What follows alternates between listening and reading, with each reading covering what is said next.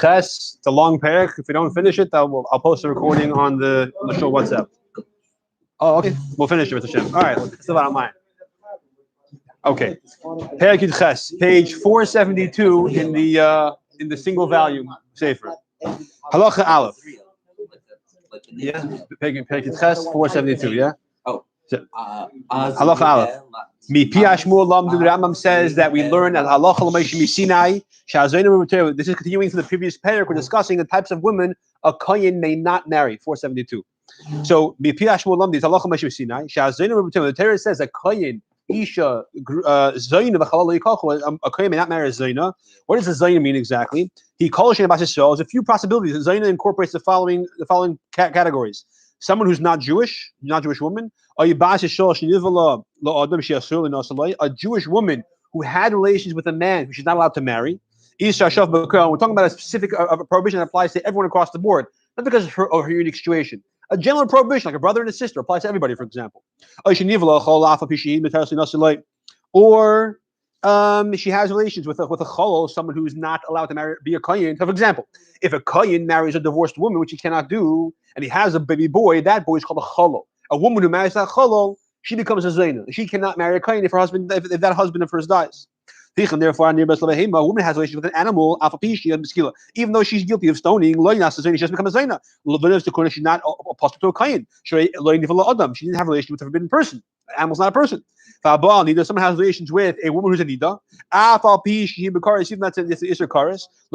She's not this woman who's a nida, doesn't go to mikvah, is not a zayna. She's not possible to marry a client. She's not forbidden to marry this person. The relation was prohibited, but the people to get married is fine as long as she goes to mikvah. Base. Someone has a relation with a single girl. Even if she did this as a career, even though she's chayav malchus for the issue of not being a zayna among the Jewish people. Zayna in the colloquial term. She doesn't come out in the halachic term in this regard. She's not forbidden to marry this person. Not in this context, not the Gabi Akun, exactly. Someone, however, who has relations with a man who she may not marry, because the general principle that applies to all Jewish people, not a prohibition that applies to Kohanim specifically. For example, if a divorced woman has relations with a kohen, she's not a zayna, because that prohibition is unique to Kohanim. Now she can't marry a kohen anyway because she's a grusha, but the issue for a zayna doesn't apply. A grusha cannot marry a kohen. A divorced woman can't marry a kohen. Yeah. Say, for example, if the prohibition is not say. So, for example, if this woman marries a ger from the nation of Mitzrayim, so that's a prohibition as an assay. So again, it applies to all Jews equally. Or needless to say, if she has relations with a person that's an erva on her, which means a chiv karas, like for example, an immediate relative, her father or brother, or the goy ever, she has relations with a goy or a slave. Since she may not marry an eved or a slave, in that case, having relations one time with any of these people makes her into a zayna, and she now becomes prohibited to a kohen. Gimel. If she was prohibited to a kohen beforehand, for example, she was a gerusha. Now she's prohibited to the kohen for two reasons: side being a grusha, side being a zayna. Gimel. A woman who converted, who was freed from slavery, even if that happened before she was 3 years old. Since she's not born Jewish, she's called a zayna in this context, and she may not marry a kohen. A kohen cannot marry a divorced a convert. From here we say a goy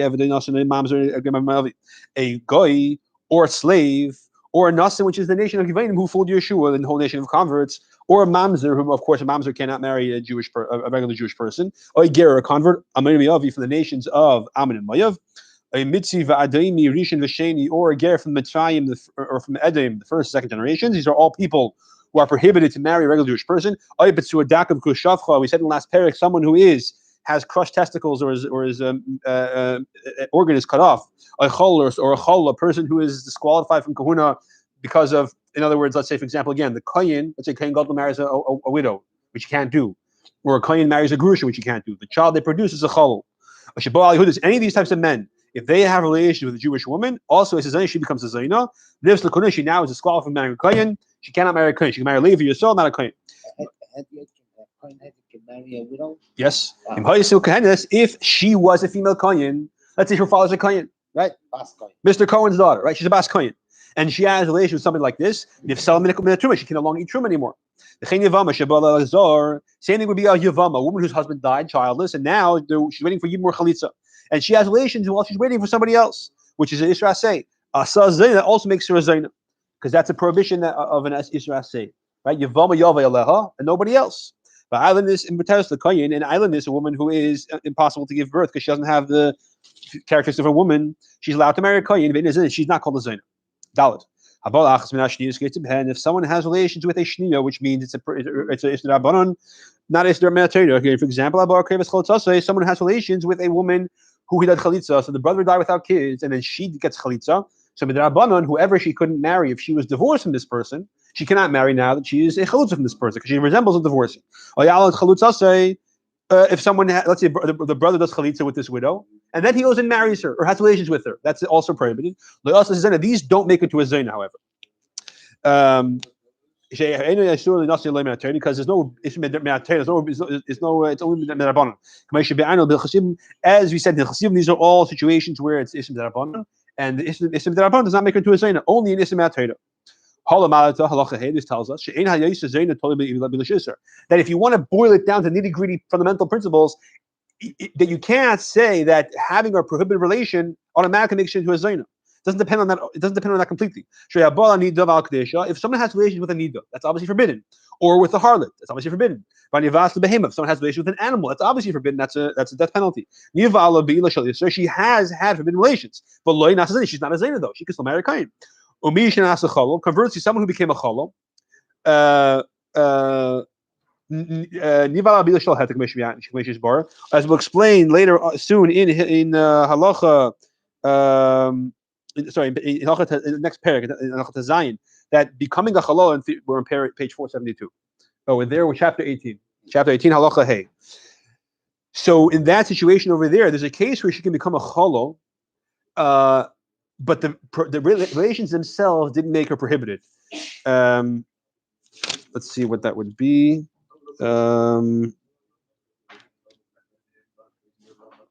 Yeah, so we'll see next Perek in Hilchos Zayin with examples of that. But there's a case where, so we had cases where there's prohibited relations, she's not a zayna. Then there are cases where there's not a prohibited relation, she does become a zayna. So what does it depend on? It depends on the spiritual blemish. We learn what makes her blemish in the sense it makes her zayna? If she has relations with a person who she may not marry, or if she has relations with a cholo, as we said, and as we'll explain in the next Perek as well. Vav. Oopsie daisy, I have the recording on. Okay. Perek Yitches halacha vav. If a woman has relations with a person that makes into a zayna, whether she was forced, she was willing, she was intentional, she was it was accidental. If in the traditional sense or the non-traditional fashion, once is the slightest penetration, that makes her puzzle, provided she's already 3 years old. And then the male is of Milo, and the male is 9 years old at least. If one of them is younger than that, then it doesn't. It's irrelevant. Therefore, a married woman who has a relationship with somebody else, she's forced or willingly. If her husband divorced her, she's puzzled anyway. But if her husband dies, she's a widow. She's still puzzled to a kain because of that forbidden relations. Zayin. Because of course, a married woman cannot be with anybody. That applies to all Jewish people. Zayin. The eish is kain shenensa, a kain's wife who's forced. Her husband gets malchus if he's with her after that because of this tumash. It says, so Pashup Shat in the Pasuk, he's talking about a case where he divorced his wife, and then she went and married somebody else, and then that marriage is dissolved. The first husband cannot remarry her after that. But that's across the board for everybody. Correct. So that's Pashup Shat in the Pasuk. Over here, the Rambam is quoting the Gemara, which dashes this Pasuk to be speaking about a kohen whose wife was raped. Oh, well, he can't live with her. We'll see exactly what he has to do. One second. Hakol b'chlal includes every situation. If they have relations, become forbidden to the husbands.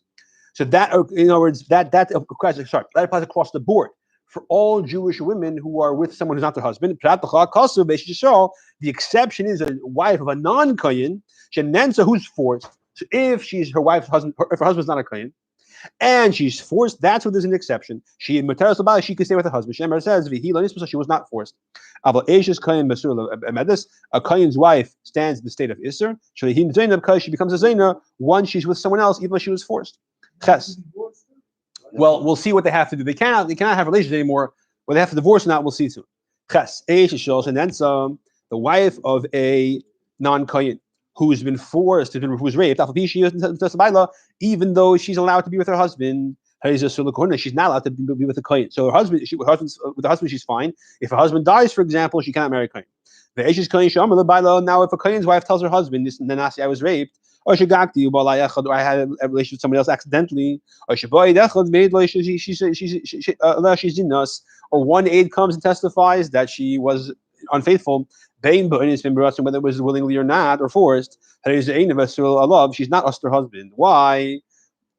Because if it's only one, because in the first case where she says I was raped, or I was accidental, maybe she wants to marry somebody else to get out of her marriage, to get a divorce. Exactly. So she says I was with somebody else. Now, just like a wife of a non-kohen who says I was with somebody else willingly, we say she's not believed. So a wife of a kohen who says I was forced and therefore you have to divorce me, or if you may get, she's also not believed because of the same reason. Maybe she wants to get out of the marriage because she wants to marry somebody else.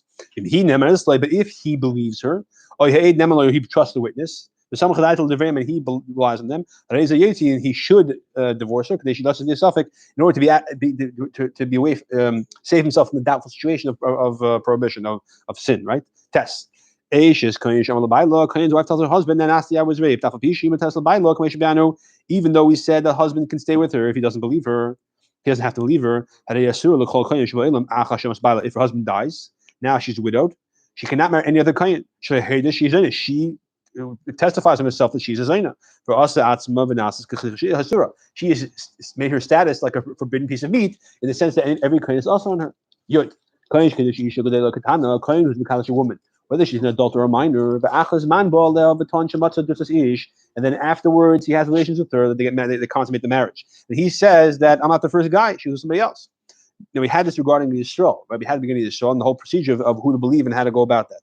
But Nesr of Misafik, she becomes usher on him, Misafik. Why Shema Kedushin Nivala? Perhaps she had relations with somebody else before her husband consecrated her, which would not be a problem as far as the marriage goes. The other possibility was afterwards. That if she had relations with somebody after the Kedushin, now she's also on her husband. That's if he's a Kohen. There's only two possibilities: before the Kedushin and after the Kedushin. Before the Kedushin, she's not also her husband. After the Kedushin, if that's when she was playing around, she is also her husband. That's for a Kohen, so it's a suffix. There's only two. It's a 50-50. If a non-Kohen says that his wife was with somebody else before him, she's not also on him. Because we have here two possibilities, two sfekas. Why Shema Kedushin, maybe she was with somebody else before she got married, in which case she's not forbidden her husband. Shema Kedushin, another possibility, of course, is she was with somebody else after she got married, which is a problem. But I feel name Kedushin, even then, if it's after she got married, Shema Ba'inis, Shem Baratzin. It's a possibility that she was forced or not. If it was before the marriage, it's fine. If it was after the marriage she was forced, it's fine. The only possibility is it was after the marriage and she was willing a participant, that's a problem. Because if she was forced, she's not also her husband. And therefore, a Yisrael who says that there was my wife may have been with somebody else before me, we permitted them to stay together because the svek feka. Maybe it was before the Kedusha, maybe afterwards. And even if it was afterwards, maybe she was forced. Yudalef. If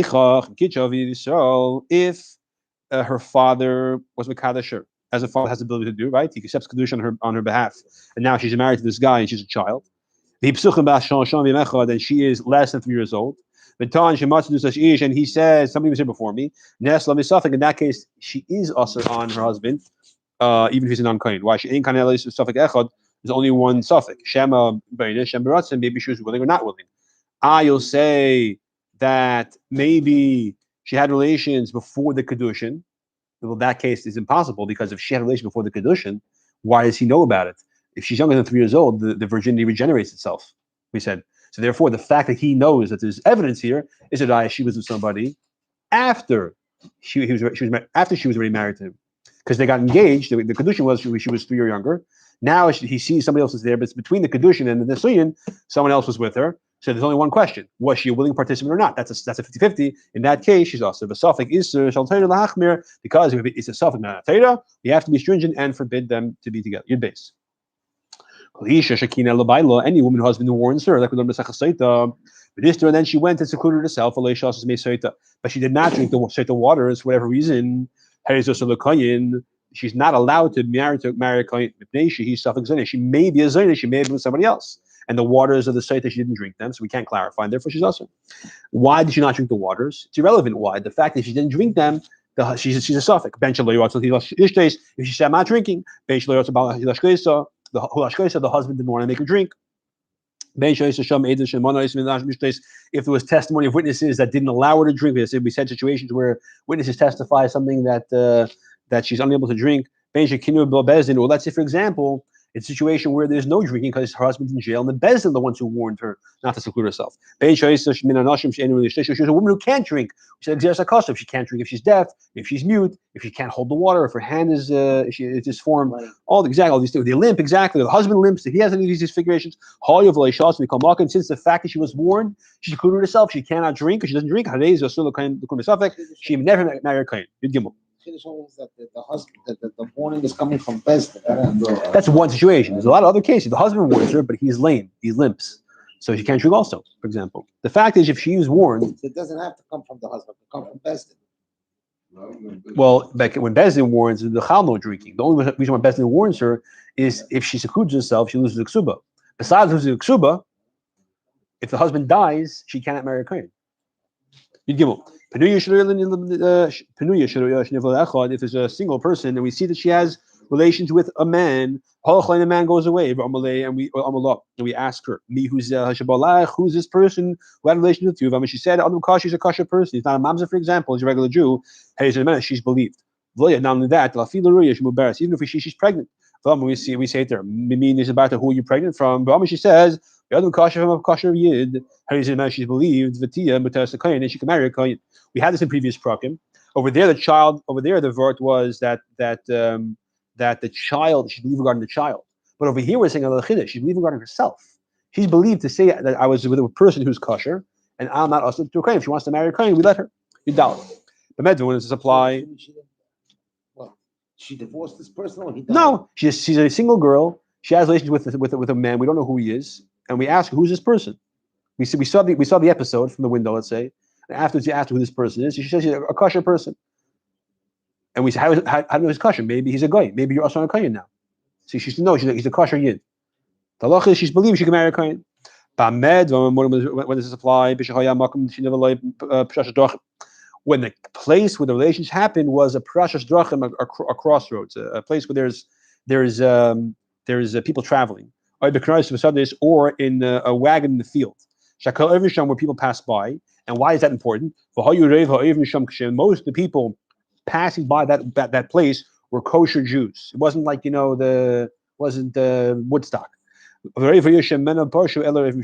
people traveling from there are also majority kosher Jews, right? Not coming from Monticello, right? They're coming from a place where the majority kosher Jews. They're coming from, let's say, Monroe, right? And why do you need these two factors over here? Because the Chum did a special thing with regarding the lineage of the Jewish people. But they require 2 rays. Not sufficient that the majority of the people in the immediate vicinity are majority kosher.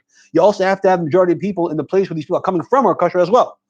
It would be sufficient if this crossroads was a glad kosher rest stop and all the people there are Yidden. Either all coming from a place where majority are Goyim, like New York, there's a difference. But Matera, it's kosher because the majority of people here are Yidden.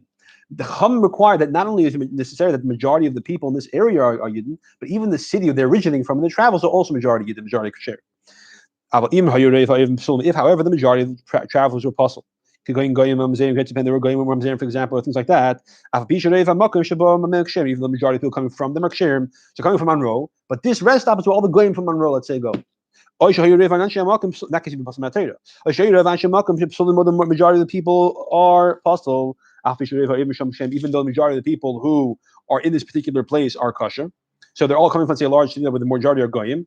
But this particular rest stop is a place where mostly Yidden. Still,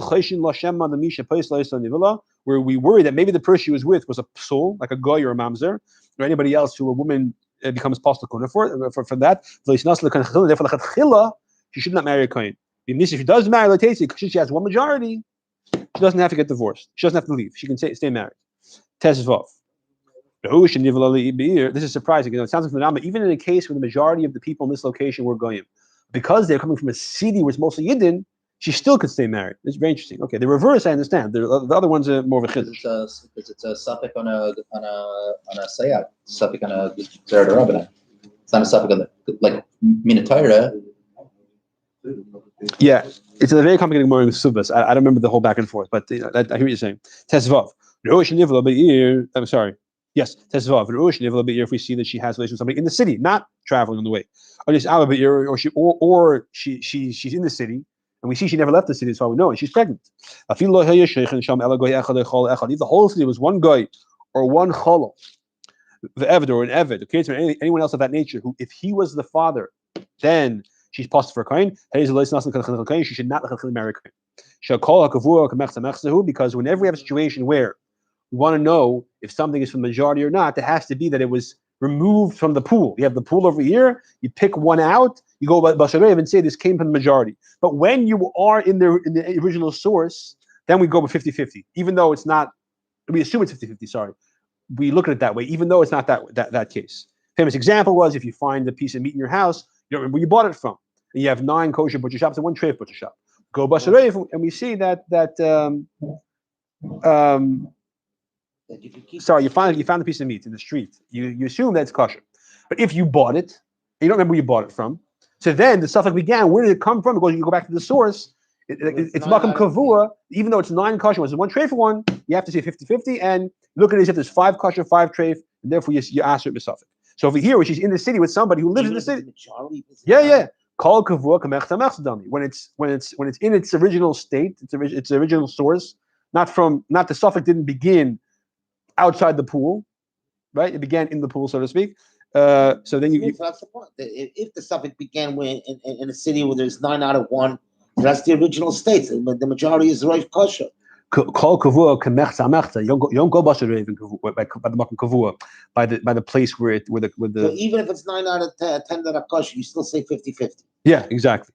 So over here, when she becomes pregnant in the city, if she's with somebody in the city where people left, there was not. If someone left the city and then in the Sugya and Psachim, it says that it's in a Jewish neighborhood where the majority of the restaurants are kosher restaurants, and there's one guy's restaurant, then it's in a chazaka that the meat is kosher that you find in the street. So when you find the street, the suffix didn't begin in the shop. Over here, the whole city is the shop. In the butcher, in that example, the butcher shop is the makom kavua. That's the difference over here. So when they're traveling on the way, so he left the city. Is he from the 99% of the Yidden or 1% goyim? Go basharev. But when it's in the city and she has relations with somebody there, we say it's 50-50. It's not 50-50. It's only 1% goyim. We look at it as if it's 50-50.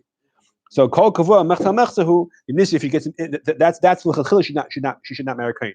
The imnis if she does marry kohen, loy tate say she should not be forced to be divorced. However, since she's claiming the kosher nevata, the person's kosher, we trust her. But the tezayin. If she was mitach or she was deaf, or she says any death, I don't know who the person is. I was drunk, or she's mentally incompetent. She can't testify who he is. Or she was a minor. She has no difference. I was a suffix zayna, so she's a suffix zayna. If this is the kohen, if she marries a kohen teti, she has to go out because she's a suffix. Unless, for example, this child or this shoyta had relations with somebody on the way, in which case you had 2 raves, as we said. Yud zayin. Hashivuya sheniftis. What if you have a captive, right? Captured by pirates, and she was redeemed? She's 3 years old or more. She cannot marry a kohen anymore. We have to be worried maybe the pirates raped her. If there's a witness who testifies that the guy was never alone with her, she could marry a kohen. If even a slave, a maidservant, or a relative who's not usually trusted for testimony, is believed for this kind of testimony. 2 captive women could each testify for each other that they are pure. They believe. Since, according to the Rambam, Safek Ma'atera L'chumra is only Midrabanan, because Ma'atera is like Ma'atera L'kula. The Chacham, according to the Rambam, came along and said, no, it's like Ma'atera L'chumra. So therefore, the when it comes to Shvuya, the Chacham did not enforce the suffix matter l'chumra principle. Hilchos. Chen katan shoyim mesech of tumah, a child who is not testifying but just prattling. Then when he's believed, Ma'aseh, this is Ma'aseh Gemara. Ma'aseh be'echa shehanish b'hiu v'imay. There was a story with a child who was a boy who was kidnapped with his mother. He was prattling and he said, we were captured among these goyim. I went out to draw water. I have a mind of my mother to make sure no one's bothering her. Look, I went to collect the wood. I was thinking about my mother. The chum allowed to marry a kohen based on what this kid said because he is not testifying intentionally. He's saying something that we assume that to be legitimate as far as this is concerned. You test. A husband is not believed to say that I was married the whole time and she is still kosher. He's a kohen, he wants to keep her, right? Or even if he's not a kohen, and he wants to say that she was never with anybody else. If he dies, she can marry a kohen. He's not believed. A person cannot testify on himself. And isha kagufay. Therefore, testifying about your wife is like testifying about yourself. So we're accusing this kind of the fact that he's hiding something. We're saying a principle. A person cannot testify about himself. Ishta is like yourself. Therefore, his edus is not relevant. We're not accusing of anything. Similarly, her maidservant, we said before, Eved or Shifcha's belief. If it's her maidservant, then that doesn't count because she'll tell him what to do. Say this, say that. But another Shifcha, even if it's her husband's maidservant, could testify for her. Your wife is like you, so it's your maidservant, but that far we don't say. That's very cliche. If it's her Shifcha, and she just says randomly, she's prattling, she says, we're so lucky that these pirates never touched us, never touched you. Like she's just saying it exactly, then she's believed. Chaf. When a kohen says, I'm testifying, I was there, I saw this woman, she was never touched by the pirates. He can't marry her. But maybe he's just saying that he wants to marry her. If he pays for her redemption, he could marry her. If he didn't know she's pure, he wouldn't pay for it. The fact that he's paying to redeem her is a raya that he. Now, I'm not how much the amount. That doesn't circular logic. So because he knows that by doing so he'll get her. No, but then what happens if he's found out? Now he's divorced her, all his money down the drain. So he makes an investment. It's a secure investment. So Now, reputation, we're not that we don't. Yeah, right. Yeah, exactly. That's the advice. The question: how much money? $5? I don't know. Whatever. The pirates make plenty of money. Yeah, a woman who comes and says, "Guess what? I was kidnapped, but I'm fine. They didn't touch me." She believed because the mouth which incriminates her can be mad to her, basically forbid her. So we have no idea she was kidnapped. She volunteered information. She could cases where we would otherwise not have found out. Exactly. Oh no, we not have known without her. If we found out later, we'll see. Even if there's one aide who testifies she was captured, since you don't have to believe him, it's word against her. She could say we're talking about bubmeises. So therefore, if she agrees to the aid and says, "But I'm pure," she still believes. If we have two aidim come and say she was captured, and she says, "Yeah, true, but I was pure." Ain't not believe. Unless you have at least we have to have some testimony she's Torah. Like I said before, even the evidence, the shifcha, somebody says she's Torah. If two aidim who say she was captive, One aide, she was admitting the fact that she was captured. All she's saying is, "I wasn't touched." So therefore, because it's not when there are two aidim who say she was kidnapped, her status is a shvuya. If she says I was never touched, that we don't believe that. Her status is a shvuya. But when we don't know from two aidim, then she's believed to say that I was kidnapped and I'm pure. Even if the one aide also says she was kidnapped, doesn't take away from that. But she's being minded that she got captured. No, so fine. By two aidim. No. Two aidim says that okay, she got captured. Over here, she said on herself, "I got captured." When two aidim say she was captured, that means we have to assume that she was nival. Okay, that's the pesha also doesn't apply anymore. Okay. Not pesha also, the aidim shasser. The if two aidim say she was captured, and one aid said she was actually defiled. One aid says no, she was not defiled. And there was never a goy along with her until she was redeemed. Even if the one aid who's saying that she was actually pure is a woman or a maidservant, she's mutter. So because she has one aid who says she's tahar, the fact that two aidim say she's pure, and two aidim say she was captured. In the first part of the we said two aidim say she was kidnapped. One aid says she's pure. If she has an aid to back her up, even a shivcha, she's believed. That doesn't change even if there's a witness contradicting that one aid. As long as there's one aid, and that aid is saying she's pure, then that aid testifies to her purity. She can marry a kohen. another Eid is saying she's not pure, it doesn't make a difference. If there are two Eidim saying she's not pure, that's another story. Chav Beis. Now this is actually a nice sorry. Yeah. Chav Beis. Misha, someone who says, Nishbeisi, I was kidnapped. Returning I'm pure. Vitura Besni nothing. The best is okay, you could get married to a Kohen because you Pasha also Pasha Iter. The Achach Bosh the Eidim, she spent 20 come and say, yeah, she was kidnapped. We saw it. She could get married to Kohen Chatchila, but Lloyd takes them in the hair. She doesn't go out of her status. Once she comes to Beth and says, guess what? I was kidnapped, but I'm pure. And we say, okay, in that case, Pasha, Asha, Pasha Iter, you could marry a Kohen. That doesn't get taken away if two Eidim afterwards come and say, yeah, we saw her get kidnapped. Once her status is determined as mutter to Kohen, she's even if the actual pirates coming after her to the Bezdin and they want to know where the ransom money is, she's captured now. They don't go out the category. Of course, until now, she should we regard her. This is the Ma'aseh Gemara in Kiddushin,